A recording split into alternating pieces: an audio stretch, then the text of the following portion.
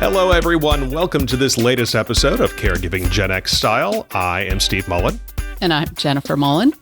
You said that it's a little differently than you normally do. Well, we've already got a blooper. Yeah. I don't think it's a blooper. You don't think it's a blooper? No. Okay, we'll keep going then. If you're taking care of your elderly loved one in their home or even in your home, you may get to the point where you need to hire some help either for respite or to take care of tasks you just can't do. In this episode, we will talk with a guest about how to find help and how to hire them. But first, Jennifer, how's your mom? Goggy's doing well. We continue down the road of dental adventures. The dental adventures. For sure. I know you know. I do. A lot of dental appointments, but slowly but surely we're getting those things under control. What I actually really wanted to mention today, because I don't think I've mentioned this in previous episodes, and it's something from a few weeks ago, but thought it might be a good tip for folks out there who might be caring for an elderly loved one, but maybe, someone who's either living independently or, they're in assisted living and, not living with you. There was a big storm. Well, that not like that's unusual right now. There's like a big storm every other night around here these days, but mom's power went out. So already, certainly when you think about somebody older living on their own, you certainly want to make sure they have things like flashlights and that they can safely get around their space if it's dark. One thing that we had not entirely anticipated is that Goggy not only sits in but sleeps in an electric recliner. So power goes out, so does the ability to put down said electric recliner. Yep. That was a little problematic. It was. She did not have a battery backup. She has a battery backup now. So that is my tip to everyone. Make sure you have a battery backup because it turned into a whole thing. She sort of slid to, tried to scoot herself all the way down to the end of the recliner, but then she kind of slipped down to the floor and she couldn't get back up. Thankfully, she has a medical alert button. It was the middle of the night. You and I were somewhere. I don't remember. Out of town, and she didn't want to call my brother, who's a little bit further away, and just decided to hit her medical alert I think we button. were at the beach. Oh, maybe that, yeah. That's I think what it was. we were at the beach. We said before, hey, nothing bad happened while we were at the beach. Right. Well, actually, Goggy was on the floor. She just didn't tell us. Yeah. So that's my tip to anyone out there.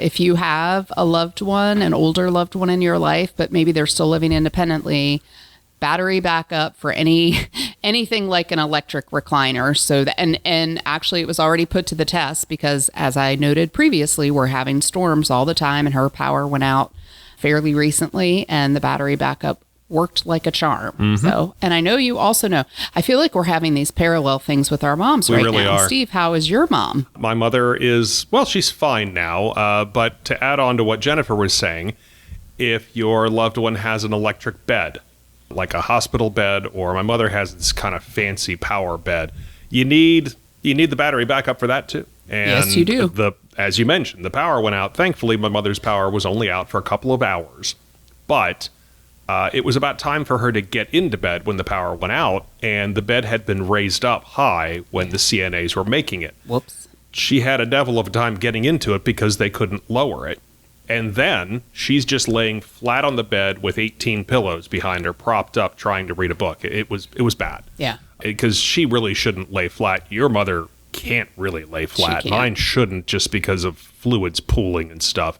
So I have acquired her a power backup, which I will be installing tomorrow, in fact, to make sure. And I bought one. It's kind of cool. I can actually plug also a lamp into it. So she'll have the lamp can work for a while as well. I don't know for how long. We're going to have to test that at some point, but maybe even if it's a couple hours. Where her building is, it's an assisted living. Right behind them is a skilled nursing facility, and right next to them is a dock in the box.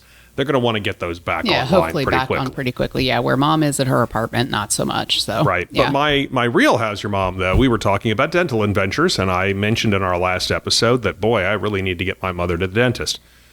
Well, about, I want to say now 2 weeks ago, she started having a lump on the roof of her mouth. Long story short, we got her to an oral surgeon who said, well, you've got an abscess.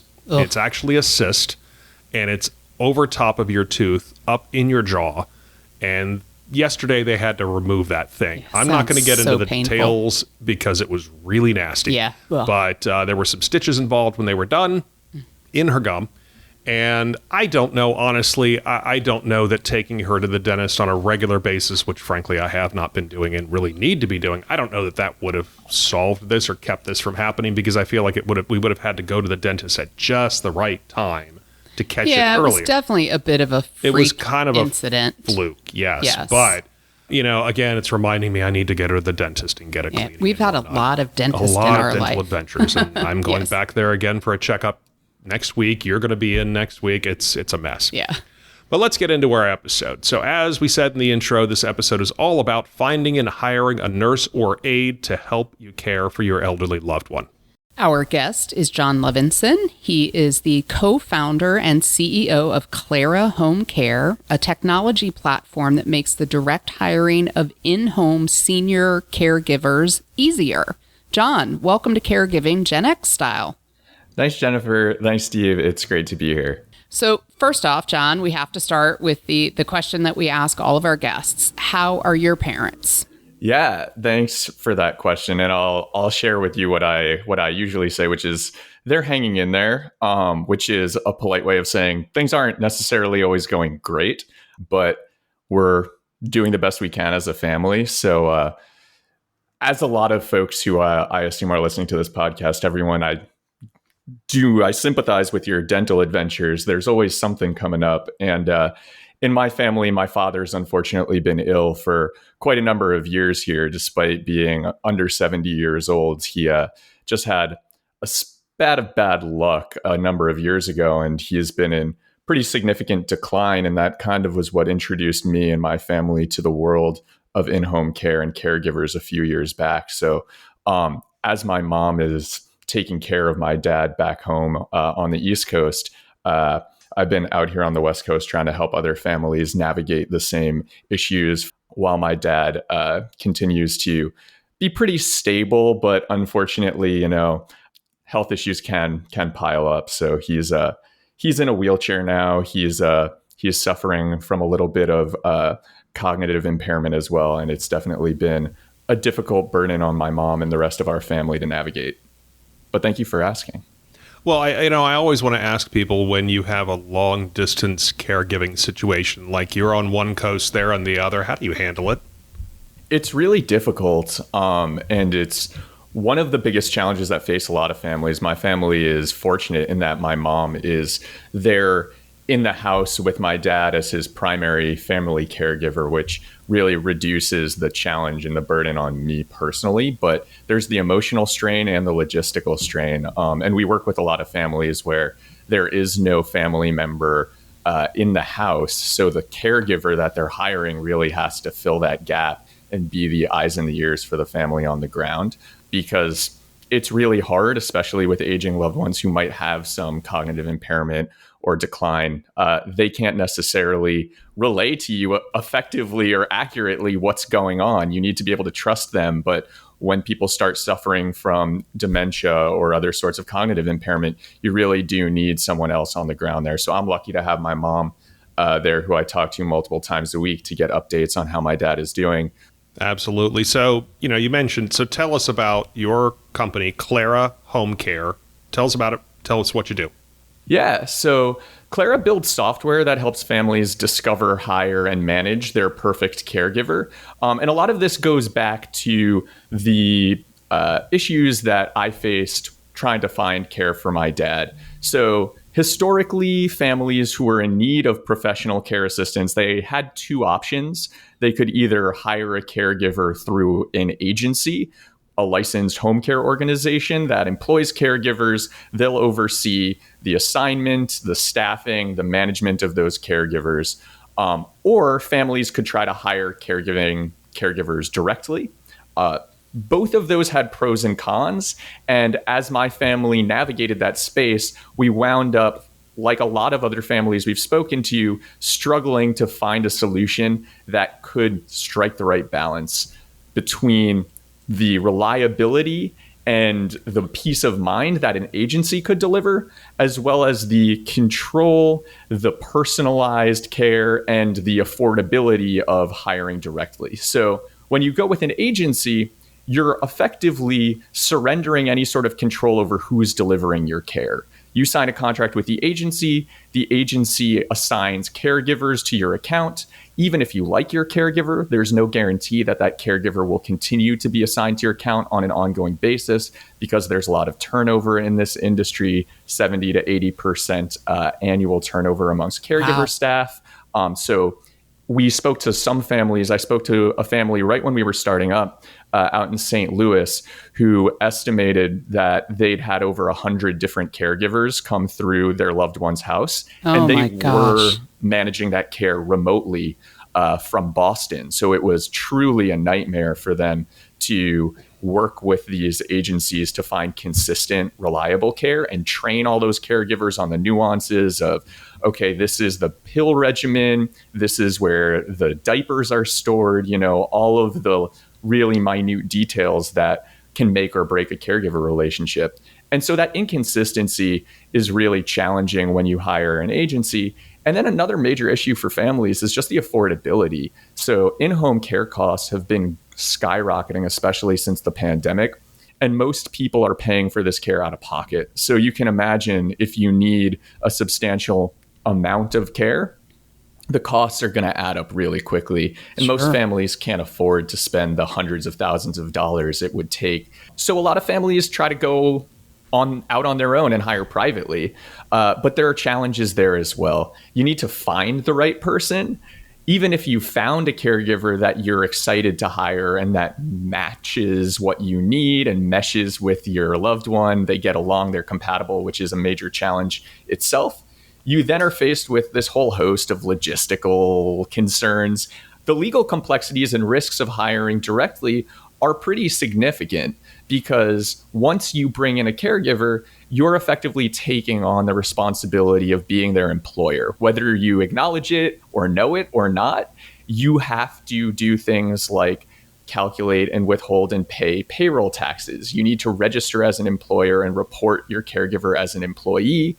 You need to be purchasing workers' compensation insurance. You need to be calculating things like paid time off. Now, some of these rules vary state by state or county by county, but effectively, no matter where you are in the country, you're going to need to be basically operating like a small business. And most families are just trying to find care. Like you're worried about getting your mom to the dentist or taking care of the issue with her bed. You're not trying to figure out how to run a small business just to hire and pay the caregiver you want to hire. Yeah, definitely not. I don't even want to do our own taxes, much less try to figure all of that out.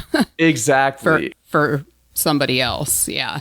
The government makes it really challenging for people who want to follow the rules, who want to avoid tax law penalties, who want to avoid lawsuits, who want to avoid disability claims that could wind up costing them tens or hundreds of thousands of dollars in penalties.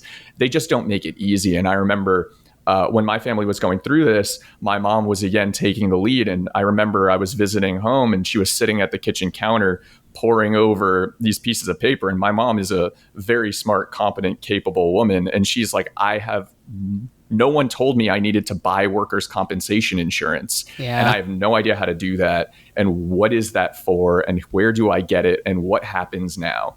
And so those kinds of questions most people don't even know to ask can wind up being giant headaches. And so Clara exists to give people the best of both worlds, where we'll help you discover your ideal caregiver from our network of over 3,000 caregivers. We use a combination of AI and personal insight from our team of care experts to find the right caregiver matches for each client. And then once a family has interviewed, met with, decided on who they'd like to hire, we take care of all of the logistics of registering them as an employer, of taking care of that those taxes, that insurance, everything we just discussed, to make it as easy as hiring an agency, but with the control and peace of mind of knowing who is going to be delivering your care every day because they work directly for you. And the kicker is it's a much more efficient model. So families pay on average about 30% less than the cost of a traditional agency, even while their caregivers are earning substantially more. And it just creates a better care environment. So, Jon, you've definitely touched on some of the, challenges that people face when they decide that they want to hire home care. What would you say if you had to pick one thing that really rises to the top? Like, what is the number one problem that people face when they decide they want to go this route? Yeah, that's a really tough question because there are so many challenges that people encounter. But if you're forcing me to choose, I would say the number one problem is just not knowing where to start or where to find care. So I just spent far too long telling you all the downstream issues once you know where to find the caregiver you want to hire. But the biggest problem is most people, most families, my own family and myself included, they never think about this until it becomes an urgent need. And at that point, you're scrambling because you don't know where to turn. And you wind up asking friends, asking family members, asking acquaintances from church or your kid's softball team, hey, where did you find care for your parent? A lot of folks listening probably have had that experience.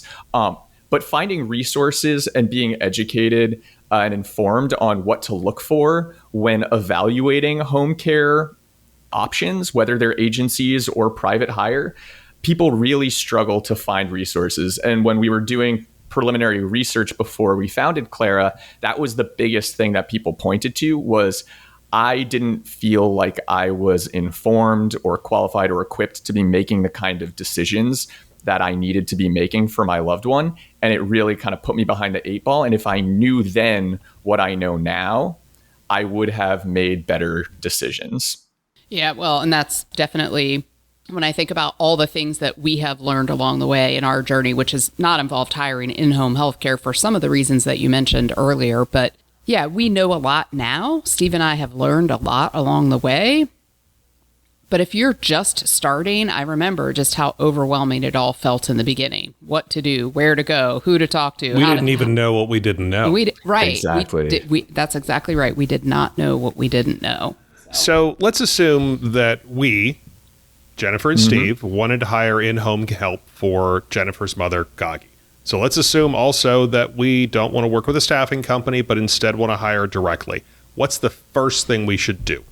Yeah. So the first thing you should do is make sure that you are vetting the caregivers that you found. So let's assume you don't want to work with an agency, they're expensive, and you want to understand who is actually delivering the care that you're hiring for Gagi there. You want to make sure that you can trust the people that you're hiring because you're going to be putting a lot of faith in them to take care of your loved one in a very vulnerable position. And when you hire someone off the street or off Craigslist or off Facebook Marketplace or care.com, there's a really inconsistent amount of verification and just qualification checks that are done. Doing that on your own is challenging, but it is possible. And our website has a bunch of resources on it for interview questions you should ask caregivers. There are places online where you can go and request a background check. And if you were really gung-ho about doing this on your own, I would recommend you go to a service provider like a checker.com. That's CHECKR.com. I'll just give them a free little plug there to request a background check and really make sure that your caregivers have the right experience, the right certification. Definitely interview them, definitely ask for references. And then once you've gotten the confidence and are comfortable moving forward, you want to make sure that you have the right paperwork in place, the right contracts between yourself and that caregiver to ensure that if anything does go sideways, you're protected from liability. And both you and the caregiver are clear on what the expectations are. It makes everything a lot smoother from that point forward. Okay. All right. Definitely good advice and good to know that there are resources out there. Yeah, I wouldn't even really know necessarily what to ask. I might know a lot more now than I did back then, but if we were at the beginning, I wouldn't even know what to ask someone who was coming in home to care for my loved one 24/7. And that actually leads me to my next question. So and you touched on this briefly earlier, Jon, one of the big problems that crops up when a nurse or an aide can't show up due to illness or weather or just because they're unreliable, that leads to us as the caregivers having to scramble to do things for ourselves. And I'll never forget, and we have definitely talked about it on previous episodes, when we realized that we were going to have to move, or Steve's mom was no longer going to be able to live independently. We, of course, did not want to take her out of her beautiful home that she loved. And she was in a financial position where we thought, okay, well, we'll find 24/7 care for her. Mm-hmm. And we had toured an assisted living facility, and we were open with that person saying, we're kind of looking at both of these options. And she said to us, she said, listen, it's not that I'm trying to sell you on this place, but I am going to say to you, here are some things you need to think about. If you hire a nurse and they can't come in for whatever reason, let's just say there's a snowstorm and, he or she can't get out on the roads. Well, that means one of you two is getting out on the roads to go, take care of things and insert any issue that might come up. So what is the answer to that problem? So let's just say someone has gone through your company and they've now got in-home caregivers. What happens if those situations arise? Yeah, that's a great question. And it's not a question of if those situations arise, but when. Unfortunately, it is the case that even the most devoted caregivers, they have their own lives. They can get sick. Their children can get sick. They might want to take some time off. And you, as the one that we call the care coordinator, but the family caregiver, you're the backstop. You're the person there who has to pick up the pieces. And one of the values that agencies bring historically is they can offer coverage in those cases. So you don't have to get in your car. They might not be perfect at it, but that's a service they offer. At Clara, we know from day one that this was going to be a critical need. And if we couldn't provide that agency level substitution coverage, it was going to be difficult for people to really feel like hiring directly through our platform was a better solution than hiring an agency. And so we've built that into our core service platform. And we've built a lot of software and tooling, as well as a caregiver network that allows us to provide that 7-day-a-week coverage guarantee, where we have about a 97% shift coverage rate when it comes to filling in those last-minute substitutions, even if it's, as I said, at the very last minute, like the caregiver gets a flat tire or gets into a car crash on their way to the shift.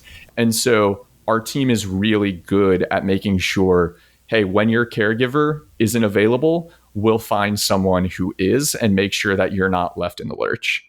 So let's assume for a minute that, someone's not using Clara, someone's not using your company. Mm-hmm. What is the answer to the problem then? There are a couple options. None of them are good. What I would recommend is the best source of caregiver substitutions or backups are usually the caregivers themselves. If you have a caregiver you've hired privately and they aren't going to be able to make their shift tomorrow, next week, whatever, ask them for recommendations on backup coverage. They're likely plugged into a community of other caregivers, and given enough notice, they might be able to say, hey, my cousin, my friend, my former colleague from an agency I used to work at might be available. Let me put you in touch. I would say everything we spoke about as far as vetting is concerned applies in this case. So ideally, you'll know this far enough in advance that you can speak to that new caregiver and make sure that they're going to be a quality substitute. But the first person to turn to is probably the caregiver themselves. If they don't have any of idea of who you can turn to, then you're going to find yourself falling back on some less ideal solutions like a care.com or reaching out to a local agency, which I do recommend if you're in desperate need and if it's going to be an extended absence. But most of those solutions can't work quickly enough to find someone if you need an emergency backup. And so you'll probably wind up doing it yourself or calling up a friend or neighbor who might live nearby and asking them to come check in if possible. That's absolutely true. So, final question. If you, Jon, could wave a magic wand and fix the home care industry, what would you do?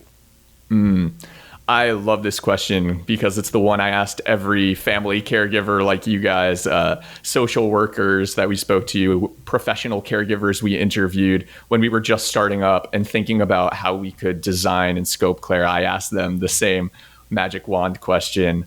And for me, the biggest challenges facing the home care industry are basically funding and affordability, supply and quality control, and that lack of education and awareness that we discussed earlier.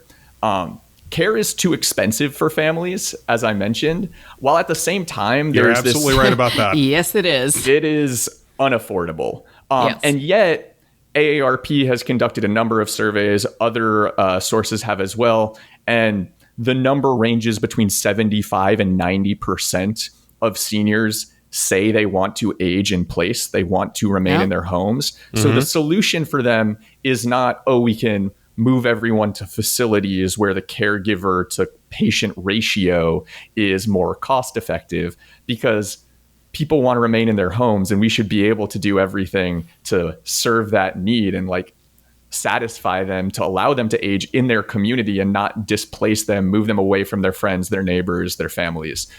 But care is too expensive. And at the same time, there's this increasing shortage of qualified caregivers entering the industry. So caregiving is the fastest growing occupation in the United States, and it's outpacing growth in the number 2 and number 3 fastest growing occupations combined. We need to add millions of caregivers to the space, to this industry over the course of the next decade. And we're not doing it effectively because caregiving is hard manual labor and it's very underfunded. We're at this really difficult point where there's a lot of tension between how do we make this more affordable for the families while increasing the take-home pay for caregivers to make this a more attractive career option. Because it's no mystery that if you can earn more working at McDonald's than you can doing home care, people are going to probably go work at McDonald's. It's a lot lower effort. So if I had a magic wand, I'd just ensure every family had long-term care coverage sufficient to cover their needs. And as long as we're living in fantasy land, I'd make accessing those benefits entirely friction-free. So there are long-term care insurance providers. I encourage families to go explore whether that's a good option for them. Even if you have a policy, these insurance companies make it very difficult to access benefits. There are waiting periods, there are minimums, there are qualification requirements. But if I had a magic wand, we'd have a much larger funding pool. People would have access to coverage and they wouldn't have to jump through a million hoops to get to it. But unfortunately, back here in reality, it is really challenging to find affordable care. And there isn't going to be that giant pot of gold at the end of the rainbow that we can all tap into to pay for care anytime soon. And when we're looking at a workforce that turns over 70 to 80% every year, you wind up seeing these cascading effects for families, for the staff of home care agencies, and for other caregivers asked to fill those gaps. Every time a caregiver leaves an agency to go take a job elsewhere, you wind up having to scramble to find new caregivers who are disrupted from their regular schedules. The staffers at these agencies wind up working really inefficiently to try to fill those shift gaps. And it's a vicious cycle. And what we need to be able to do is figure out how to make the system more efficient to allow families to pay less and allow caregivers to earn more.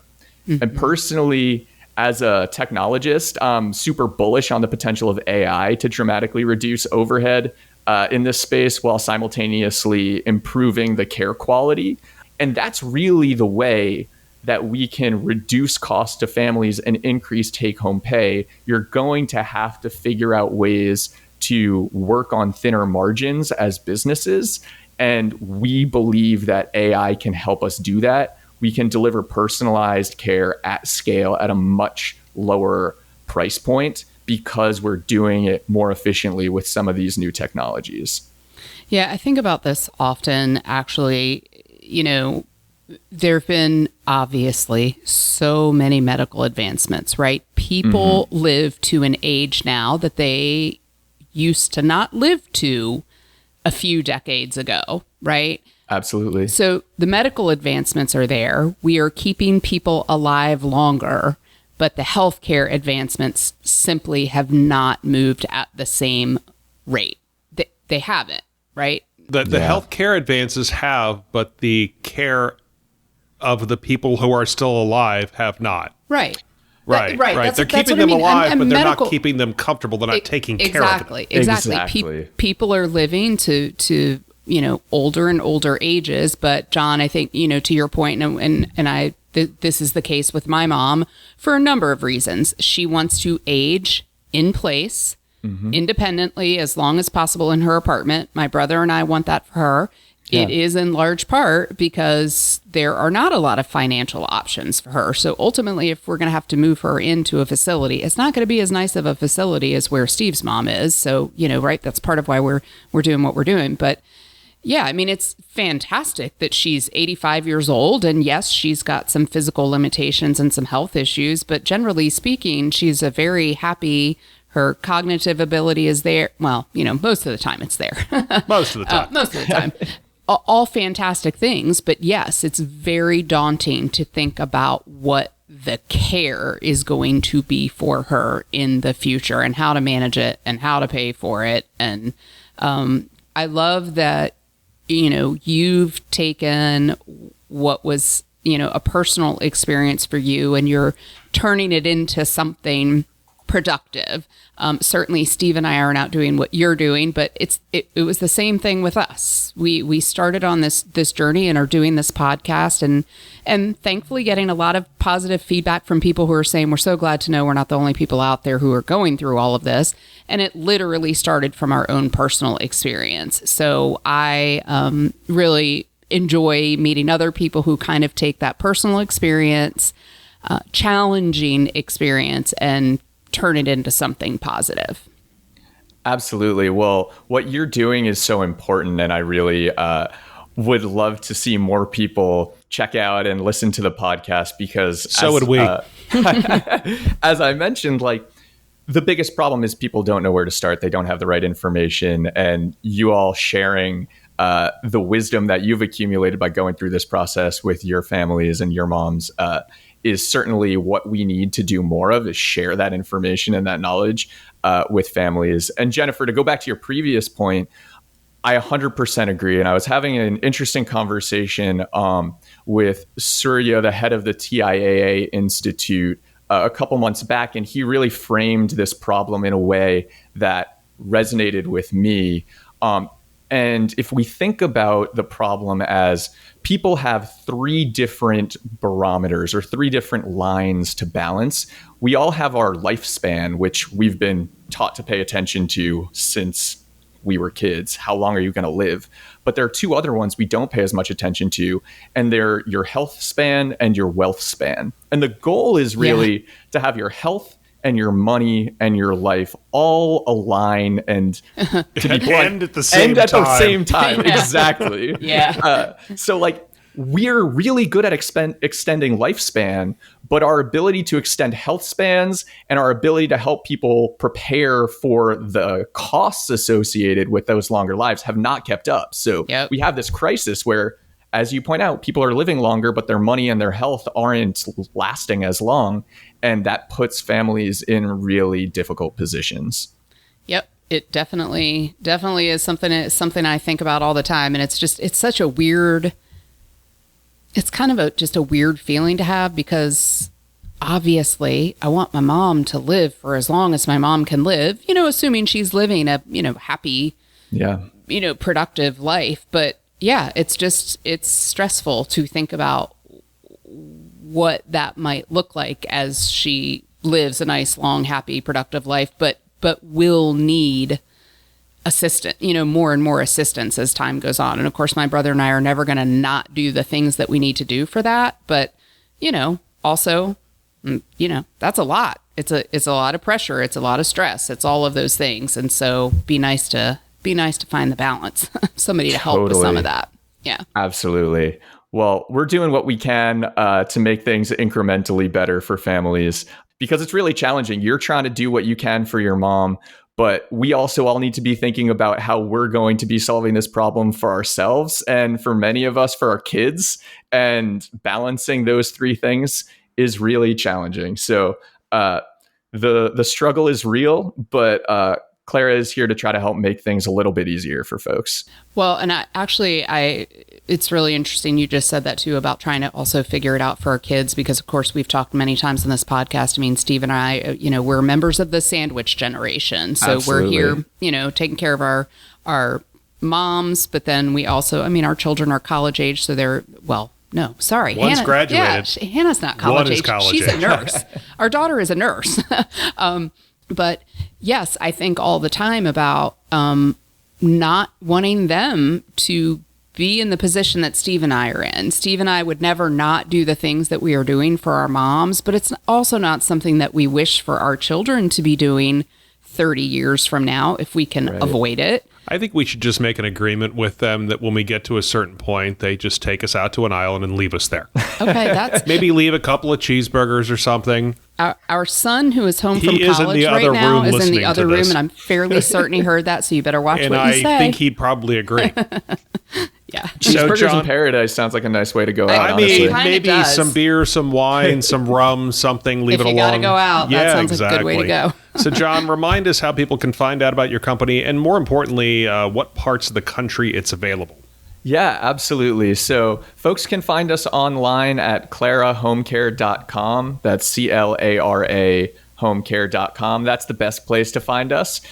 We're currently available in the state of California. So we just launched statewide, and we're excited to be expanding beyond California over the course of the rest of the year. So definitely encourage folks to come to our site. Even if you're not based in California, we have a lot of valuable resources. We have a blog chock full of articles that can help folks figure out where to get started if they are looking for care, some of the do's and don'ts and gotchas, good places to start if they're not listening to the Caregiving Gen X Style podcast.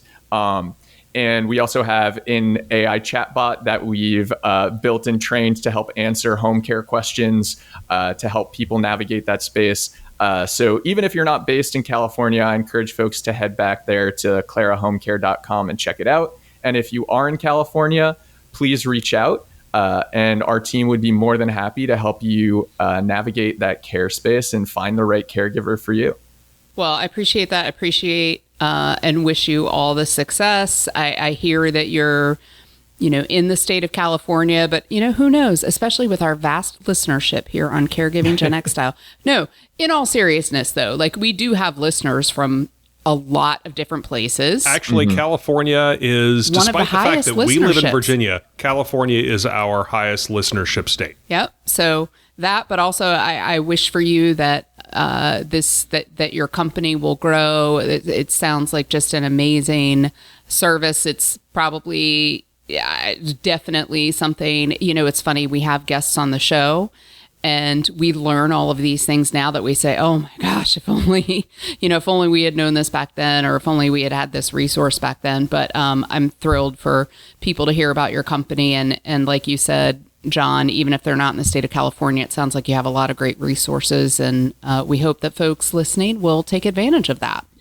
Absolutely. Well, thank you guys so much for having me. I really appreciate it. All right. Well, thanks for being with us. And thanks to everyone for listening to this episode. If you'd like to get in touch with us, we always say we love emails. We love voicemails. We love texts. We want to hear from you folks.